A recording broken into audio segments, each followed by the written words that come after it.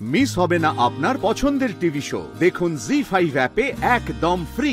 আমি তোকে আমার স্টুডিওর লোকেশন পাঠিয়ে দেবো, চুপচাপ চলে আসবি। একদম না।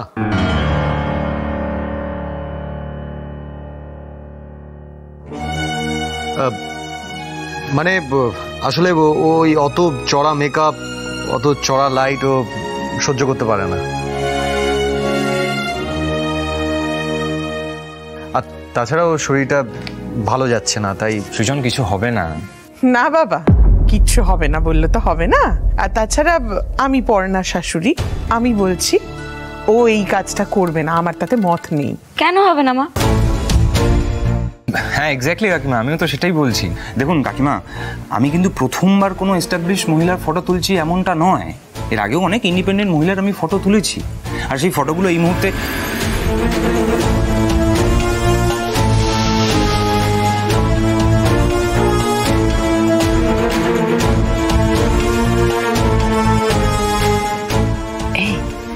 কি হয়েছে বলো তো? তার আগে তুমি বলো তো, যে সকাল সকাল তুমি কোথায় গেছিলে? সেসব পরে হবে, সবকিছু তোমায় পরে বলছি। আরে বাবা, বড় খবর আছে বলছি, কিন্তু তার আগে বলো এখানে কি হচ্ছে? চুপচাপ দাঁড়িয়ে শুনে যাও, সব বুঝতে পারবে। আবার একটা ধামাকা হতে যাচ্ছে। তা বলছি, আপনি প্রতিষ্ঠিত মহিলাদের ছবি তোলেন না আপনি ছবি তোলার পর তারা প্রতিষ্ঠিত হয়েছে?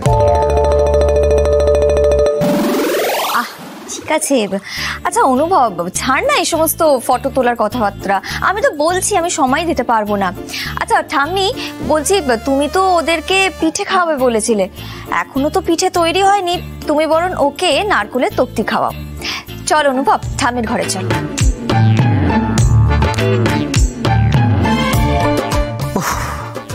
ছবি তোলা থেকে সরালাম, এখন আবার ঠাম্মির ঘরে গিয়ে ঢুকবে। ঝামেলা শেষ নেই। আরে কি মুশকিল, এখনো বসে রইলি কেন? চল চল ঠাম্মির ঘরে চল, আয় আয় আয়। দাঁড়া দিদি ভাই,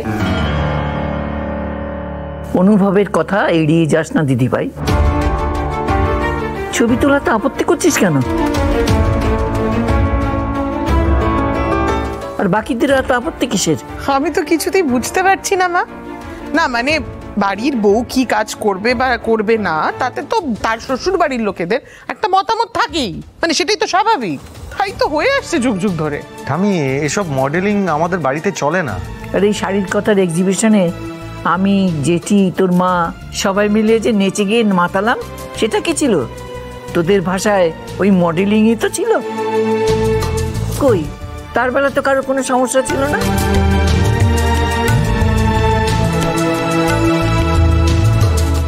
উফ, পুরো ব্যাপারটা তো জমে গেছে।